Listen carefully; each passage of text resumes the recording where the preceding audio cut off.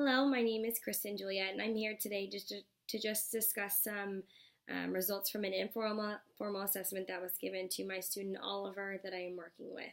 So he's a first grader, and looking at his most recent reevaluation, I decided to create an informal assessment working with written expression. So on his standards-based assessments that he was given, written expression showed that he had very low average skills and there was a severe deficit in this area. So the informal assessment has 5 different parts, starting with basic, very copying letters A to Z, working on writing his name completely, then going to writing words, then writing a sentence, and then writing from a prompt. So there was 5 different parts. He didn't quite get to all of them, and I'll discuss that later. There was 5 different parts that he completed when working with me. How to score this assessment? Each part is scored. Scored and response are listed, and then it's given a descriptor based off what the score was. So he either scored below basic, basic, proficient, or it was not evident because he didn't complete that part. So that's how the rubric was set up to score this informal assessment. And I'll go through results and scores for those in a little bit. So when Oliver was given this assessment, it was quite a day. He just was very, very distracted and required several prompts from me when I was working with him and from his teacher, trying to get him redirected back to what we were doing. So I don't know if the testing results from this are 100% accurate for him, but the results do kind of mimic what he scored on his standardized tests. So it could have had an effect, it might not have. For item number 1, so copying letters A to Z, he was able to do this with 100% accuracy. I think this was very easy for him. It was capital letters. He had to just go through copy A to Z. He scored proficient in this area. Moving to the next part, for number 2, he had to write his complete first name. He wrote half of his name and kind of slept and then decided to run away from the table. So in this area, he scored below basic since he wasn't able to write his complete name in this area. Item number 3, so the next part, he had to write words.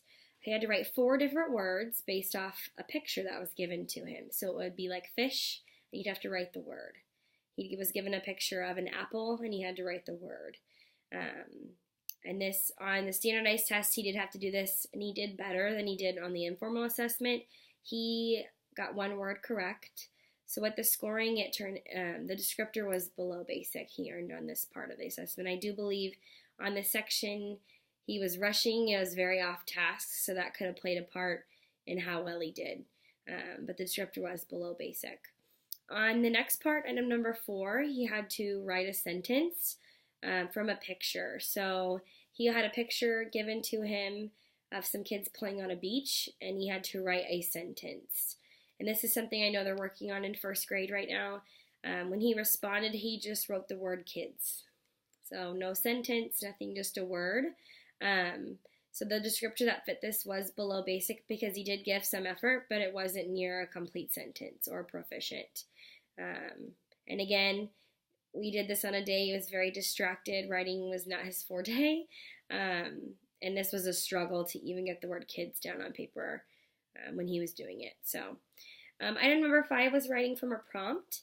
And this was just no pictures. It was just he had to write sentences about and tell me about his family. This was something, ended up being descriptor is not evident. We were not able to get this far, which I think is true to where he's at.